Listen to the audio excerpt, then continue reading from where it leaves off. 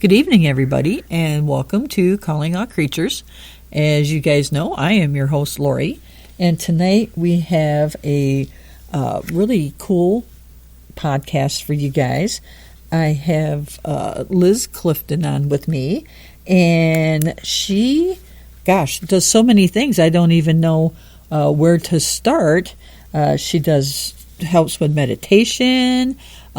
She works with Reiki. She helps with different calming techniques for people and animals both. So she just kind of does a little bit of everything to help people and animals out. But she's been kind enough to join me tonight and is going to impart some of her wisdom to us, more so when it comes to the animal aspect, since this is our animal podcast. But I'm excited to talk with her tonight and learn a few more things about calming techniques and things like that she can tell us about. So, Liz, thank you so much for joining us on the podcast tonight. Oh, thank you so much for having me. It's a pleasure. I'm so glad that you were able to spare a little bit of time tonight and come on and hopefully share some things with us about what all it is that you do. I think that people will really be excited to learn more about your. We're going to talk about your organization and stuff, but I think they'll be happy to learn more about those kinds of things and for calming things and stuff like that. So, why don't you go ahead though, and why don't we just start out and have you share a little bit more about your own personal journey. What first kind of drew you to the meditation and the calming and all of that kind of stuff, and what kind of drew you to the animal aspect of it, and how they became part of your Calm mentorship work. Oh, thank you so much. Yeah, so with animals, I've always had that real close affinity with them. And from when I was a tiny, tiny kid, I can remember if my parents ever let me pick where we were going to go for a day, it would be to see the aminos, and I know, it's so cute, right? And that has stayed with me, throughout my entire life's journey. Animals have always been a really big, significant part of my daily life, of what calms me, and what has really given me that purpose, to support them, to have their voices heard. I remember, again, as a kid, really wanting to get involved in, Save the Tigers and Save the Whales and Save the Polar Bears. Those were the big three that I remember when I was really little. And with the calming, it's something I think I've always been, in essence, and my deepest inner self, a very calm person and quite sort of happy and smiley. So I can remember being a very, very small kid, just going around the store and just chatting to anyone, smiling. At that point I had no hair, actually very similar to now, because I've just shaved, I've shaved it completely off now. I was grade 1 for a while and now it's, completely gone. So a complete buzz cut now. So very similar to how I would have been going around as a kid, just chatting and helping to calm people just by making them smile, by making them laugh, by giving them that little bit of daily joy, which really is another part, of the main work that I do now. So if it's not sharing animal Reiki with people and their animals, or supporting people to learn and train in animal Reiki, then it's the person side, and it's that calmness within yourself, that daily joy, that daily inner peace, and then noticing that actually as you take care of yourself first and you calm, everyone around you of all different species begins to calm as well, because they very often are mirroring our own energies. Mm-hmm. Yeah. Well, and I've worked with dogs, a lot of my adult life between animal control and doing dog training and stuff like that. So we know that, one of the things, especially as a dog trainer, we, try to let people know, your dog can feel how you're feeling, especially through the leash. You telegraph it to them. So that is so totally true about that. Yeah, 100%. And the other thing that our animals, like especially our dogs, or if people have cats as well, and also birds, I've noticed, and horses. So actually, the more I go, the more species I add in. But they really have a very strong, like, in the moment existence. So they're just moving moment to moment. And actually, by noticing how they are in that present moment, it gives us a chance to reflect and notice how we are in that moment. Right. And the more we're able to be present in exactly each second, like space of time, the easier it is to choose to be calm. Because rather than worrying about whatever's happened in the past, rather than worrying about whatever's going to happen in the future, we're meeting them in that present moment. And that all by itself can be really super calming. Mm-hmm. Yep, most definitely. I totally agree with that. So, what in your personal journey kind of led you to where you're at right now, in your, for your calming and stuff like that? Yeah, so for me, I was in a very dysfunctional, like 15-year relationship. And I was working at the time 3 jobs, a night shift in a small store, another night shift in another store, and then a day shift at like the local government. So I was in all these 3 jobs. And there was one moment when I was working the late night shift. And at the time I was then going home like 1 a.m., 2 a.m. And I was breastfeeding my then like nearly 2-year-old daughter to sleep. So she'd stay up until I was there and then breastfed her to sleep. And someone said, "Oh, why are you still feeding her?" And I went, "Oh my goodness, actually, I've got a choice. I could choose," because during the day she was drinking water, she was eating, proper food, so she didn't really need the milk. It was just that habit, that comfort thing, that routine. So that night when I went home, I gave her water from a little sippy cup, and she fell asleep beautifully. And that then meant either her sister or my ex-husband, they could, give her that drink, soothe her to sleep, so she didn't have to wait till 1 a.m. for me anymore. Mm-hmm. And that was then the beginning of like a big kind of ongoing avalanche of choice, which very quickly led to me stepping out of that relationship and like moving. So I was living in England with them. I moved to Wales and went through that whole big process.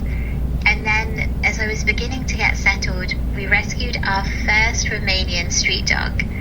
And as I began to rehabilitate her, because she was so extremely fearful of people, I was also rehabilitating myself.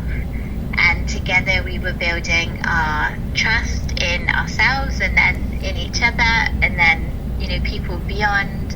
And also that deep inner calm, that self-confidence as well. And as we were doing that, there was a moment where I spent a huge amount of time just sat silently with her, at a distance for the beginning, a very, a good while, giving her all her choices to move into my space or not. And it was in one of those moments where I was just silently sharing some animal Reiki, and I had such a deep connection with her. And in that moment, I knew that what I next got to do was support other people and animals to have that same experience, to have that deep inner peace, to reconnect with themselves, to get that calm confidence, and to then build up that connected communication so that they could really be themselves whenever they chose to be, freely and with love. Very nice. And it seems to be working well, I guess, huh? Yeah, I love it. We now have our second Romanian rescue dog, and he's like a little soul dog for me. He came to me in a dream, and then I'm searching everywhere for this tiny little golden dog. And yeah, amazing. He's really enjoying supporting with like the animal Reiki training, the little sort of animal Reiki shares that I do with people. So yeah, they love it. They're very chilled out doggos now. I'm sure the rescue dogs are just eating it up, getting all of that good energy and Reiki and stuff like that. So yeah, it's so luscious. And in fact, that's one of the parts that I love the most about my work is if I'm doing a training with an animal Reiki practitioner or a dog communication, anything like that, then I get to go into the rescues and support the animals there. And like that's bliss for me. That's just beautiful. So why don't you go ahead, for listeners that are kind of new to this idea, what exactly is Calm Intuitive Mentorship and how does it apply to our relationships with animals? Yeah, of course. So for me, Calm Intuitive Mentorship is being able to really connect deeply to your innermost self. So it's being able to sit calmly with yourself. Now that in itself is a process. So when I first began all of this personal development work, what I realized is that over the years, and at that point it was like 40 years or so, I got all of these old emotions stacked up. So like old anger, old fear, old hurt, old guilt, old anxiety, old sadness and sorrow. And they'd all stacked up over my life. And I realized I was carrying them, as if I had them in a big backpack. And that was heavy. That was a really heavy emotional load of baggage that I was carrying with me everywhere. So as I slowly began to do some work and then found some really nice, gentle but quick ways to release it and let it go, I realized that I was then like physically standing taller and feeling so much lighter and calmer and brighter. And it was as if for me like this fog kind of cleared and I could begin to see everything around me more clearly. Everything, like the flowers seemed brighter. I could notice, the wonderful things that my friends, my family, my kids, that they were doing. I could really see them through like a greater, like love perspective. And I think the biggest thing for me in that piece of work, which I now support other people with, is realizing that to really deeply love anyone else of any species, you get to love yourself first. And no one had ever told me that. I very much grew up thinking, serve others first and you'll cope, and that's what I was doing. And that's what led me to like 3 different burnouts and that really dysfunctional relationship. And as I gently began to realize that actually looking after myself, like putting my oxygen mask on first, meant I could love everyone else so much more. Because it was purer, it was clearer.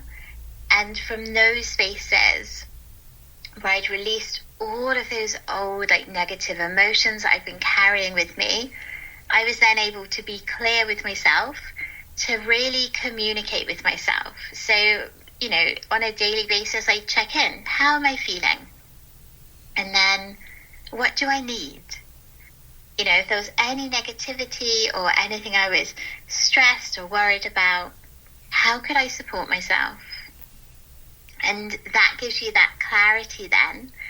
And within that self-communication, that connection, that for me is where that intuitive part is. So it's being able to hear yourself, to speak to yourself and trust what you're saying back. Because it's not the old emotions or old habits that have got in the way, because you've cleared those down. And it's you. And then you've got that, you have, by that point, self-awareness, you've got self-acceptance, self-acknowledgement, and then you're able to give yourself that self-forgiveness, and then slowly step into that self-care and that self-love. And from there, when you can be clear and honest with yourself, you can actually really begin to love yourself exactly as you are in every moment. And accept that our emotions will ebb and flow, they'll come and go, because life keeps going. So even when we've cleared those historical things, new emotions will come up, but you then are equipped to support yourself with them. Because rather than it being like the weight of 40 odd years worth of fear or anger or stress or anxiety or sorrow, it's just in that moment. Mm-hmm. So then you can either breathe through it, you can have some music to listen to help move you through it. But it's easier then to process and choose to release things and choose to move into different, more supportive emotions for you in that moment. And from that space, you're then able to connect with yourself better, with everyone else better, and especially with your dogs. Mm-hmm. It makes such a huge difference for people with those relationships. As you're lovingly connecting with yourself, the extra layers of connection and relationship and support with each other and that unconditional love you can have with your animals is amazing. Yep. Most definitely. I could understand. Because the dog, has got to be feeling, if you're feeling, good about yourself and about your, things going on and stuff, your dog's going to feel that because you're going to, again, kind of, telegraph it to them and stuff. So, and dogs are really pretty intuitive. So, most definitely can see how that would, be gratifying for both. Yeah. And I think, if you wake up and you're kind of like, oh, what's got into my beautiful dog today? Mm-hmm. Take a moment and notice, how are you feeling? Right. I would say 99.9% of the time, it's something that you're carrying. It's not them at all. You sort yourself out. You release whatever you got to release. You make sure you're hydrated. You schedule in some extra rest for later that day. And then you notice suddenly they're absolutely fine. Yep. Yeah. Yeah, I can tell with mine when I'm not feeling well, she acts differently. So another thing you talk about is 3 seconds to calm. So how can that simple practice help someone when they're working with, say, a nervous rescue dog or a stressed out cat, or maybe even their own emotional responses around animals? I love that question. Thank you. Yeah, so 3 seconds to calm is so beautiful because it's so quick and simple to do. Everyone can make time for that in their day. So one of my favorite ways to calm you, which will then also reflect and help calm whichever beautiful species you have in your space, is a 1 to 2 breathing practice. So you'd breathe in for the count of 1 and breathe out for the count of 2.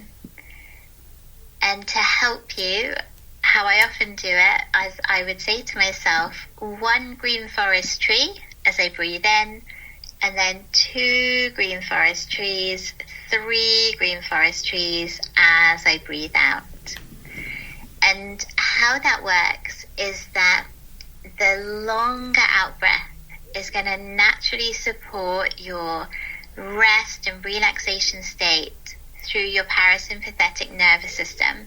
So it's naturally going to support you to do that. As you're saying, if you choose to do so, the green forest tree, the colours green and blue are often relaxing and calming for people. Mm-hmm. Yeah. And then the forest tree, again, is drawing on that green nature, which is naturally often relaxing and calming for people. So you're putting in all these different senses. And as you're thinking that green forest tree, you might be hearing some birds that are up in that tree. You might be hearing a river that is washing alongside those trees. It's whatever supports you to feel calm. It can all be within that tiny 3-second practice. And as you're doing that, your energy is naturally going to be calming, relaxing.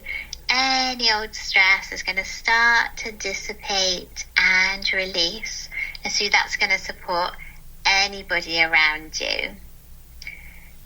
Now, with animals also, because they are so connected with the energy, the moment that your energy starts to calm, they're naturally going to start to mirror it. And again, with the breathing, as you're slowing down that natural breathing rate with the longer exhale, you're also slightly slowing down your heart rate just a little. And that's equally going to help them to calm. And it works beautifully as well with babies, with kittens, with puppies, because they naturally would be relaxing. You know, if they're by their mum, they'd naturally be relaxing with that heartbeat and with that breathing rate. So again, just that one simple 3-second exercise can pull in all those different things. And you were talking about the green forest trees, and I was thinking, man, I really want to be there. Yes, exactly. And again, you know, it's that visualization. So if, for example, a different space would be your favorite calming space, use a color that's associated and a simple word that takes you into that space. So it's just drawing on whichever of your senses is strongest. So it might be that scent really supports you to get into that space. So then just say the word of that scent instead. Place it in there. So have a bit of an experiment and feel free to share what you come up with, because I love collating what different people find supportive. Most definitely will. As we mentioned, of course, animals are intuitive. So in your experience, how do they respond to the Reiki, the meditation, or the calm leadership practices? With love. And for me, the most beautiful thing of offering animals, to share your energy, to share the calmness, to share the meditative space, the intuitive space with you, is you're giving them a choice. And choice and voice, those are two of my big mission things to support, especially animals, because in so many spaces they have no choice and they're not, their voice isn't listened to. So it's having that time and space to pause and allow them to connect with you if they choose to do so. So if I'm sharing animal Reiki, I'd move into a space and I'd offer the animal Reiki. And then it's their choice. If they're going to accept the energy in that moment, if they want to accept it but have it for later, or if they choose not to accept it at all. Because just like people, if they're in a space where they're grieving, where there's been a big change, a big shift in their life, or they're extremely anxious or fearful, they may not want that energy to help release and process for them in that moment. They may be happy to take that energy and allow it to work at a later time, perhaps when you're not there. Or in those cases, if they're very fearful or anxious, I'd always suggest doing a distant Reiki share anyway, so that you're not actually having to come into their space. And with the Reiki, with the animal communication, so that calm meditation, that intuitive space, and telepathic, as you were describing it before, you don't actually need to be in the physical space with them anyway. So you can easily share that energy with them wherever you are. I've shared it with people so many hundreds of thousands of miles, kilometers away, and you can see it works just the same as if I were there, just sat next to them. So it's offering the choice of connection and then just noticing So for me, the more that I do that connective work with animals and with people as well, the more I will offer and I will hear a response, or I may feel a response in my body. Sometimes, like, it could be a smell, it could be a sound, it could be an image, and it's through all my different senses. And I then know that I'm in that connective space with them. So, yeah, it's amazing, really, when I think about it. Yeah. So then would you say that is how that human-animal connection kind of works then, from what you were just describing?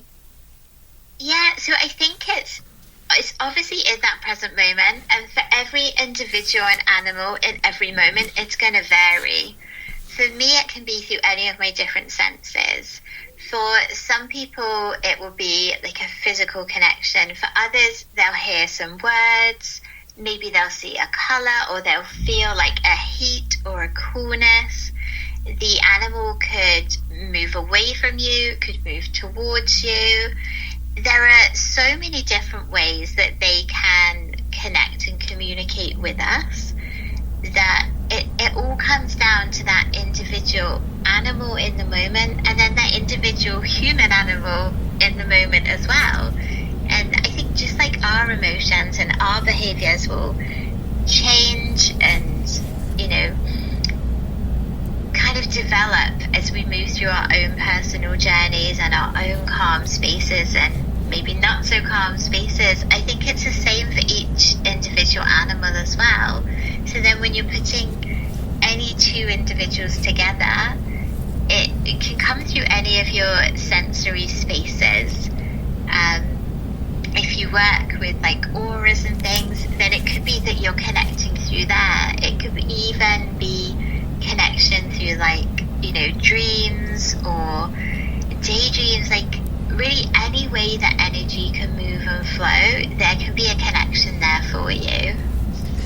So then you can basically use calm communication to better understand what our pets may be trying to tell us then. 100%. And I think even by just spending a few moments silently with your beautiful animal or animals, and just start to notice, and you could silently ask them a question, and you can ask for a response if you choose to do so.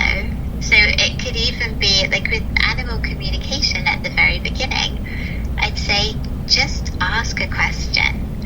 And if it comes to your mind to ask for a sign, just ask for that sign.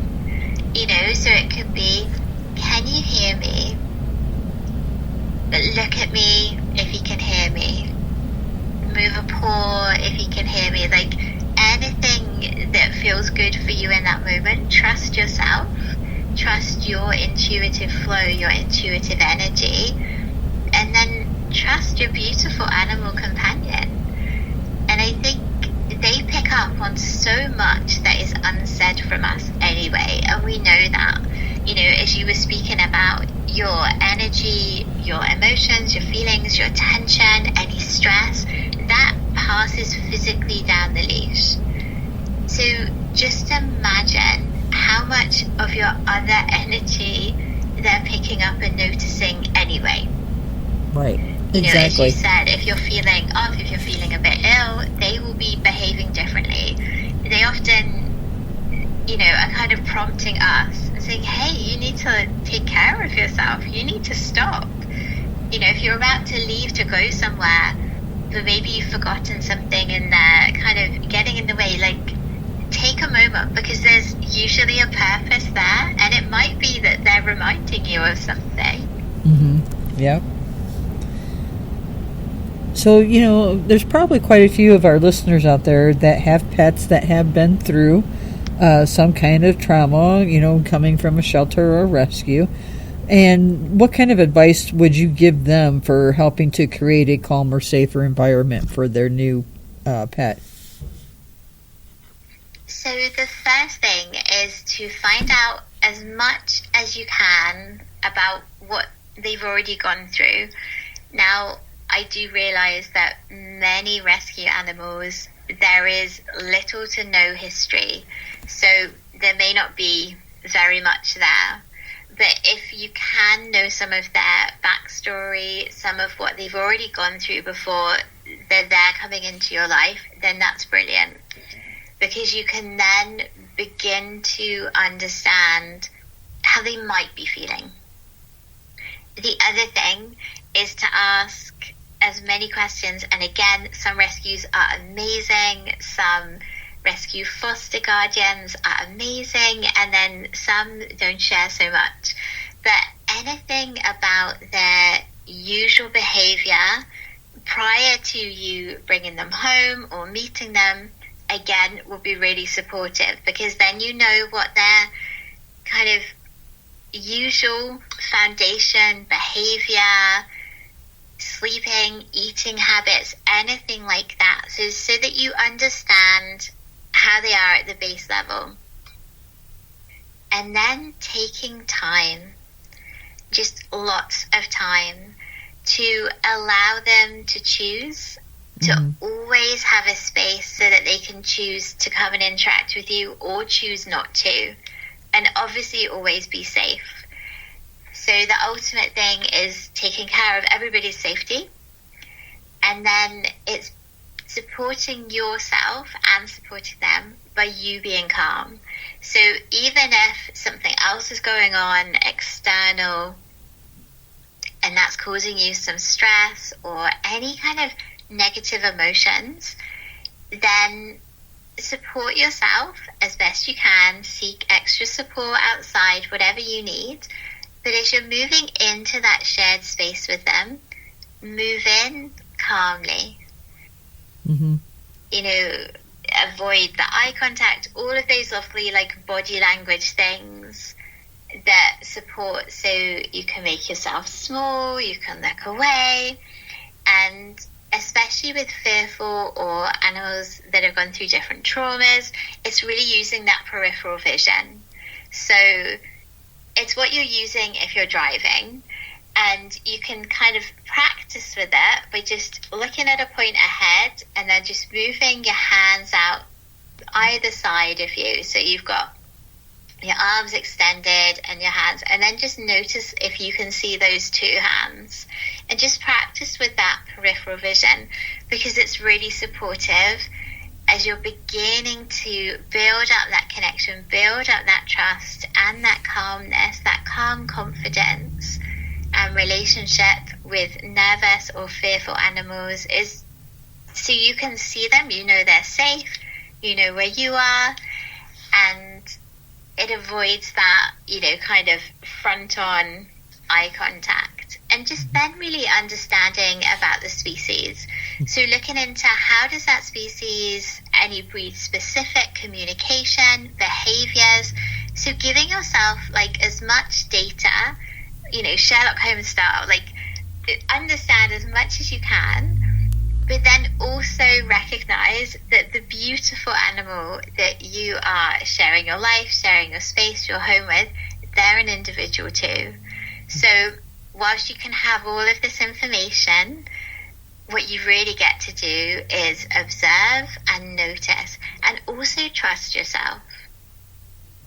Because underneath all of these different things that we've learned in society, at heart, we do have that intuition within ourselves. So if you're thinking, oh, something feels a bit off, then trust yourself and always get it checked, you know, for yourself and also for your animals. So do trust yourself with those things. And if their behavior seems a little bit different, then that's definitely the point where you reach out for your external, like your veterinary support, and just make sure that you're looking after everybody.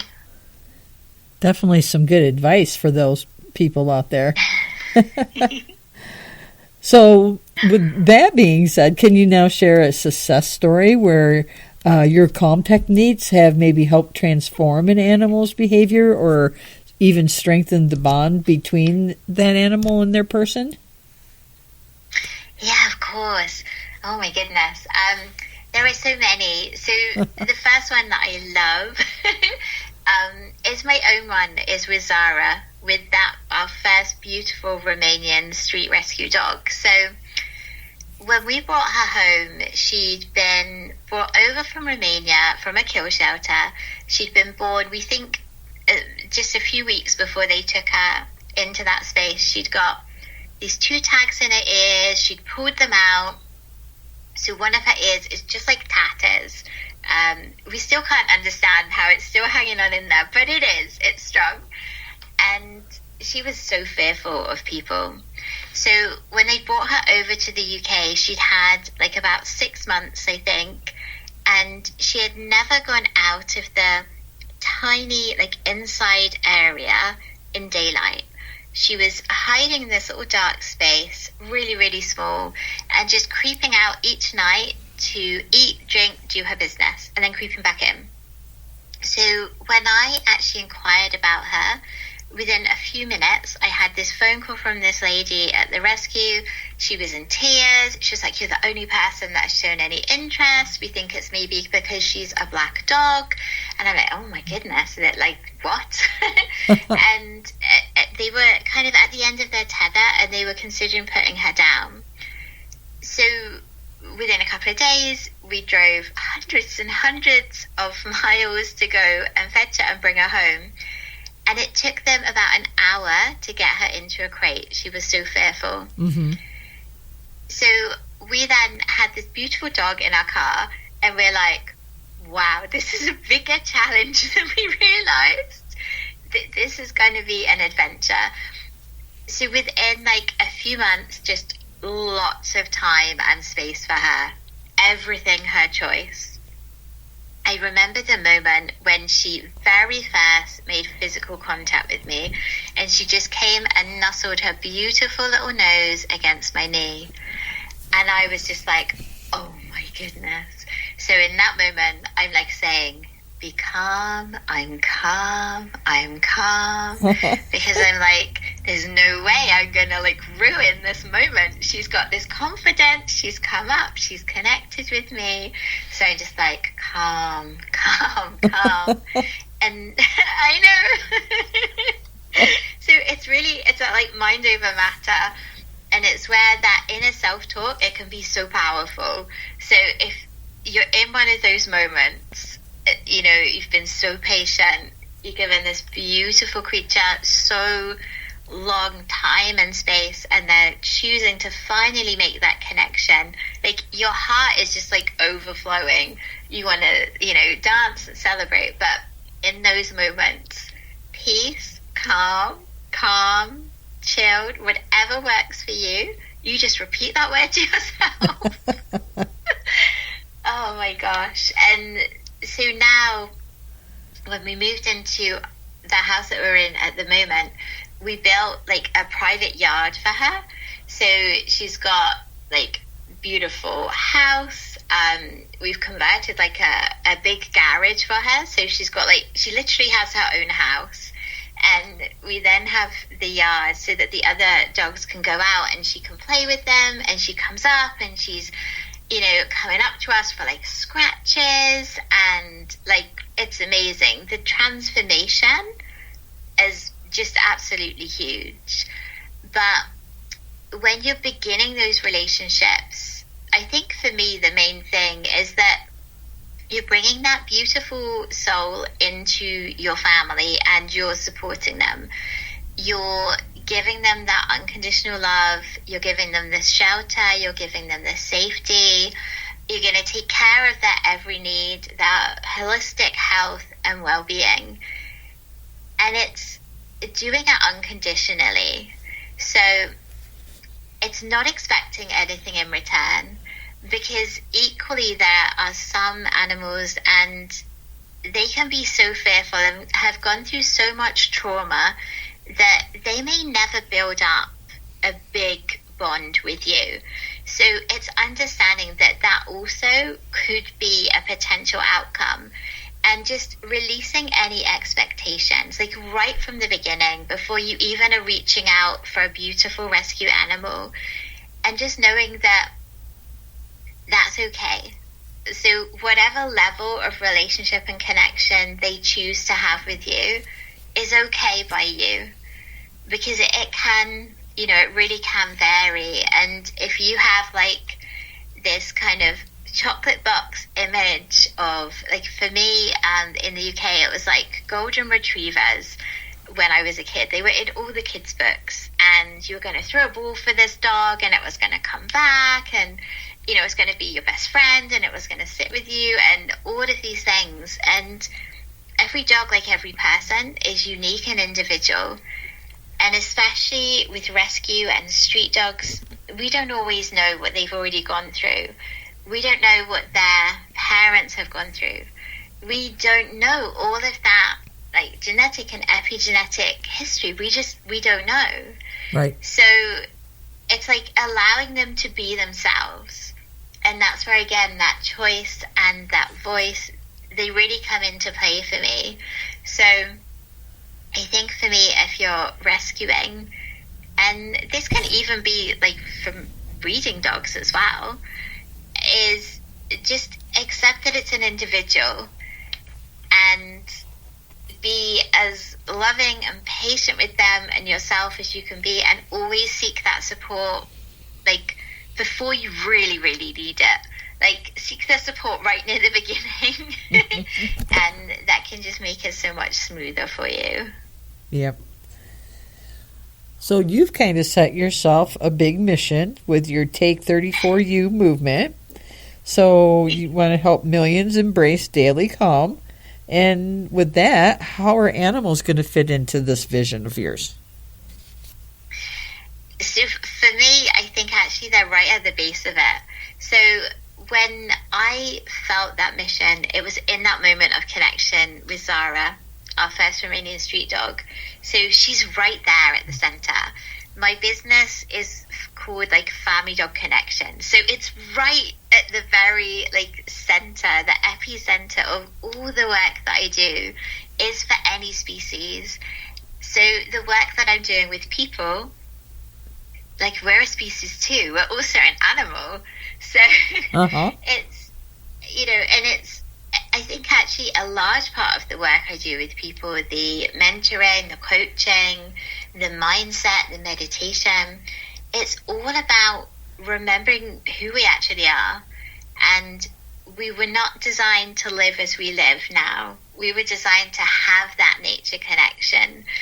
So in a way, really, it's bringing people back to those like innate needs and desires and that nature connection, that in the moment being present, and from there the calm, the inner peace all flows through. So animals, they're kind of already there. So with them, it's supporting them to have that voice, supporting people to give animals a voice, supporting people to give animals a choice. So they kind of go hand in hand, I think. I would agree with that. I think they do too. Yeah, most definitely. So, in case any of our listeners might want to try one of your calm practices with their animals or their pets tonight, what's one simple step that they could start with? Ooh, okay, so the first one would be, if there's an activity that you both already love to do together, go do it and be really, really present with your beautiful animal in that moment. So if you guys love walking together, go for a walk together and really be present with them. So rather than maybe listening to something else or catching up on your texts or taking photos, like, really just be with them in that moment. And if it's like grooming or just snuggling up together, maybe like here we're moving into autumn, so snuggling up maybe in front of the fire, sharing a meal at the same time, whatever you love to do together, just make a really big thing of being fully present with them. And when you take those moments every day, just being absolutely release any stresses before you move into that space. So listen to some calming music for yourself to support you, to let go of anything else and just fully be present in that moment with them. And if you can do that every day, even just for a few minutes, you will notice such a big deepening and strengthening to your connection and relationship together. And you know, you can try that with other species in your life too. You know, it's kind of funny, you know, that you're talking about, you know, how to do that, be with your, you know, animal and pet and in that moment. And so one of the things that we talk about with some of the dog training that we do is it's called a puppy massage. And it's just, you know, telling people, you know, to sit on the floor with their puppy or dog, and they're just, you know, petting them and running their hands over them. Number one, it gets them used to being touched, and also you can, you know, if you notice any bumps in there or anything like that, you can get your dog checked out. But it was so funny because when we would do it in our group classes and people would be sitting there on the floor, and they'd be, pretty soon you're seeing the dogs are all nice and calm and relaxed, and they're just with their eyes half closed. And so, yeah, it really, you'd be amazed just sitting on the floor and doing a little simple puppy massage with your pet, or kitty massage even too. If your cat's going to allow you to sit on the floor and just make over them and do that, you know, or you can pet your bird, you know, your horse, whatever you may have. So yeah, it's just amazing though how much of a calming effect and relaxing effect that had on the dogs in the classes. Oh, yeah, that's gorgeous. I've got that image now. It's beautiful. And I think it's the same with us. Like, if someone shows you the respect and like the love of being fully present with you, it's so releasing and relaxing. You'll find you'll be yawning, like your eyes are going to start to close, because like we all want to feel safe. We want to feel love. We want to feel that connection. And especially our cats, our dogs, many different birds, horses, you know, cows, and, you know, so many animals. They just want to feel safe and loved. And when you share that energy, we get to naturally start to release. And that's where that relaxation, that calm, that inner peace, you know, that's where that all flows in so naturally and like with ease. Yep. So Liz, why don't you tell us where people can learn more about your Calm mentorship services, your group sessions, and even a little bit more about you? Oh yeah, of course. So the easiest thing is pop Liz Clifton into your favorite search engine, whatever that may be, and my site is Liz Clifton, which is LizClifton.co.uk. Super simple. Yep. And then, as we're coming to the end of our interview here, one of the excuse me, I'm just losing what I'm trying to say here. It's all good. All good. What do you think is the most important lesson that animals have taught you about calm, connection, and living fully? Love yourself. Love yourself. It's the message that I get from every animal. So every species that I've connected with calmly, say just over the last, just today. So today I've connected with a seagull at the seaside, a group of different like crows flying through the air, some bees, some spiders. Still not my favorite, but I'm doing my best. Just love. The rescue animals, you know, all these different beautiful beings. Love yourself, because where you love yourself, it gives you that space to pause and connect with the love that is all around you in all different species.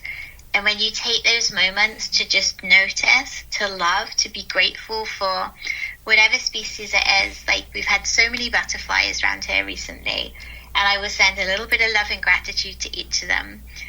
And every now and then, like more often as I move through, I just hear, I love you, just flowing back. So where you're giving that beautiful love, that recognition, it will flow back to you too. That's awesome. That's such a good final synopsis for all of that. That's awesome. What a great sentiment. Well, Liz, we are at the end of the podcast, at the end of the interview, and I will say, too, I will go ahead and share your site on my Facebook page that I have as well. So if people want to go from mine to yours, they can do that very easily.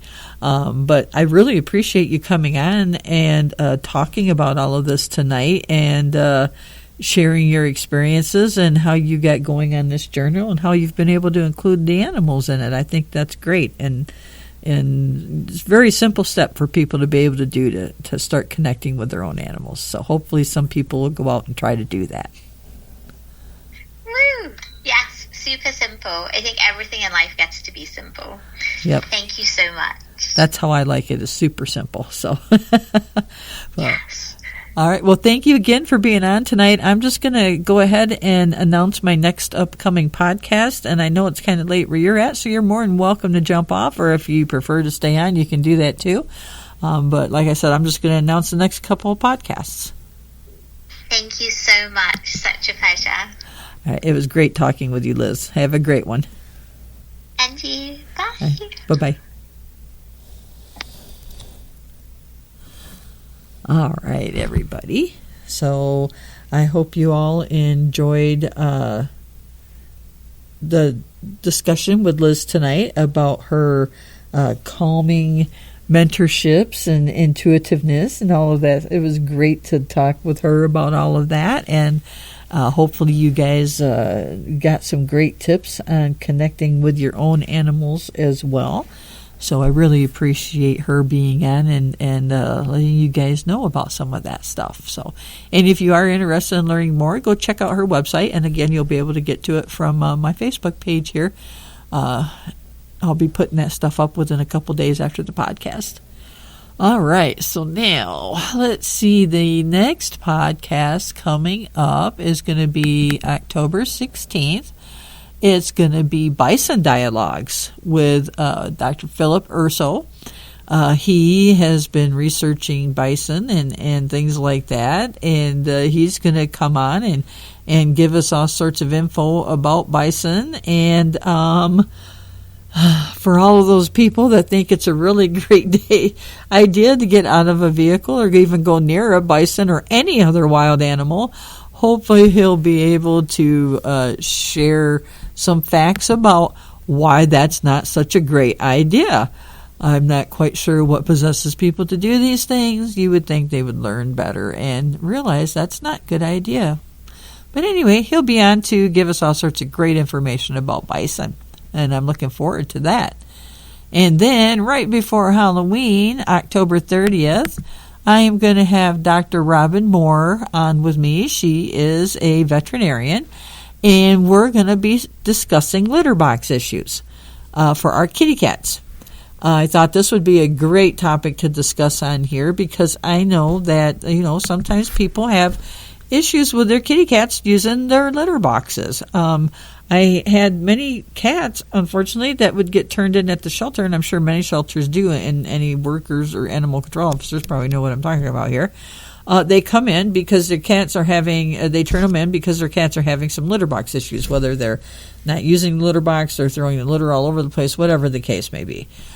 So anyway, Dr. Robin's going to be on with us on October 30th to talk more about litter box issues and hopefully how you can try to stop the issues that you're having and give us some tips and ideas of what you might need to do, if you start seeing litter box issues with your kitty cat.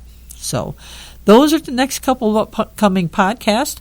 Hopefully you guys will be able to come on back and listen in to those. Don't forget them. The October 16th, Dr. Philip Urso and Bison Dialogues. And then October 30th, Dr. Robin Moore on talking about litter box issues. So with that being said, everybody, I hope you all have a great weekend. Stay safe out there. Don't get into any trouble. And come on back in a couple weeks and listen in. All right. Bye now. Have a great night.